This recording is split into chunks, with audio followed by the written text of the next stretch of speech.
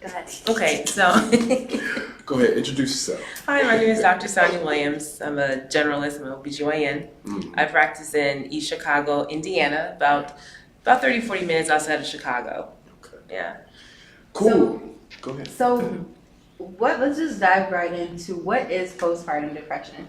So postpartum postpartum depression is usually defined as having depression outside of a birth. Usually, it's diagnosed initially either immediately after delivery. Women can present with symptoms, just after the baby's born, up to a year or more outside of delivery.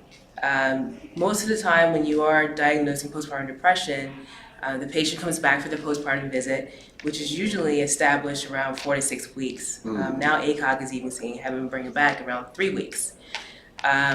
Usually if you're presenting with symptoms of crying spells, feeling hopeless, not enjoying the things that you normally enjoy, or even feeling like this is supposed to be the happiest time of your life, and you're feeling like this is not good enough. I'm not good enough. Even having thoughts of suicide or even thoughts of hurting the baby. Those are signs of depression. A lot of women will come in at their postpartum visit and not recognize that they do have depression. A lot of times we'll give a screening test called an Edinburgh postpartum depression scale, and there's a series of questions that qualifies your feelings. And depending on the number, you can screen those women who are at risk for having postpartum depression. Many times those women will, when you find them answering the questions very thoroughly, you need to take a step more to say, okay, what is actually going on? There's been women who have also may have done the Edinburgh postpartum depression screening, and if you go by the screening, they may not have any signs. Sometimes just asking questions that they can understand can change that. So, postpartum depression is something that a lot of women don't talk about. A lot of people don't ask. Many times women are asked, how's the baby, but very rarely they ask, how are you doing? That is interesting, yeah. Do all women after giving birth have postpartum? Not all women, but those women who are more at risk of having postpartum depression are usually the ones who have a history of depression, a history of anxiety, who've experienced postpartum depression in their previous deliveries. Do we know why it happens? We don't know why it happens. For some women, like I said before, are predisposed to having depression. There could be a family history, and that's important also too. There could be risk factors that they may display that will lead to depression, but there's no known cause. Sometimes there could be a chemical imbalance that can be treated with medication. There could be some underlying psychiatric disorders that have never been diagnosed in that patient. But there's no one particular cause that will say this is the reason why you have depression. But more importantly, you look at the patient's risk factors. If they have a family history, what are their behaviors? Do they have risky behaviors? Those are the things that you look for to see whether or not that person is predisposed to having depression or not. How long does it last, and does it automatically go away by itself? For some women it does. Usually if you are experiencing symptoms within the first 2 weeks of having delivery, we call those postpartum blues. Okay. Crying spells, feeling hopeless. And if you're feeling fine afterwards, that's fine. But if they persist for longer than 2 weeks, then that could be a sign of depression.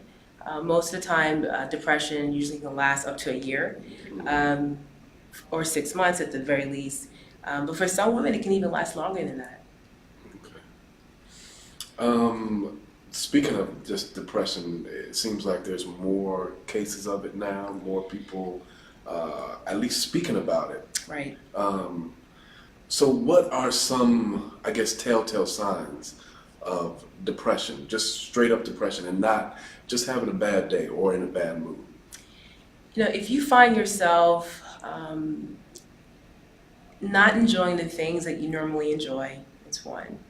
If you find yourself not eating too much, um, sleeping too much, not sleeping at all, um, those are the things that you look for. It's something that is outside of your norm, but uh, those those signs is part of the diagnosis of depression. So as a OBGYN, I'm sure you've got tons and tons of stories. Yeah. What may be the top three things that you wish your patients knew or did before coming in?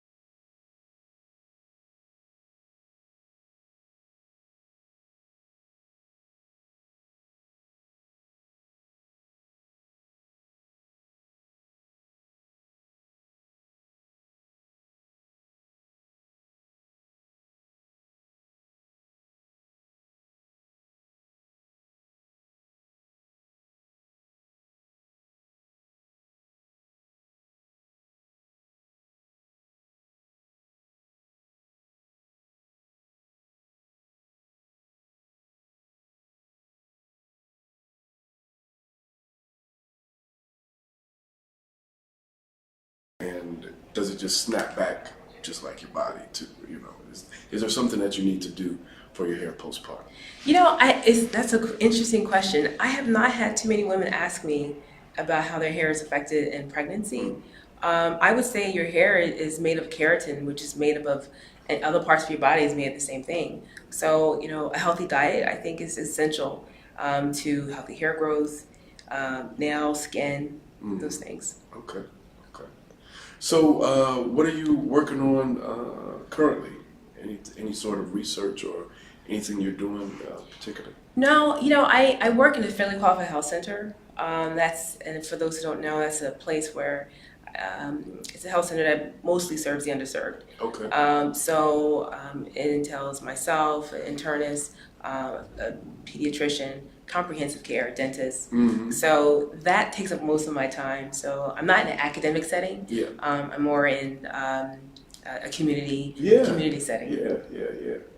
Which is where we are, which is where everybody that's watching is at. Yeah. Yeah. So we need people like you. Any questions that you may have from our Facebook audience? They asked a lot of the same questions that you already asked. One question that I have is, what is the best way, in your opinion, for a spouse to support a woman that is pregnant or going through postpartum? It's an excellent question. A lot of times women will come in, not all the time, but the majority of the time by themselves. Their husbands are either working or can't make the appointment. And many times I'll meet the husband for the first time while they're giving birth. But for those husbands who are able to come, and for those women who are not there with their husband, they're expressing symptoms of depression or just expressing to me things that they can't, tell their partner. I just ask them, bring them in. I'll talk to them. And sometimes it's easier to hear something from a physician as opposed to your partner for it to be more receptive.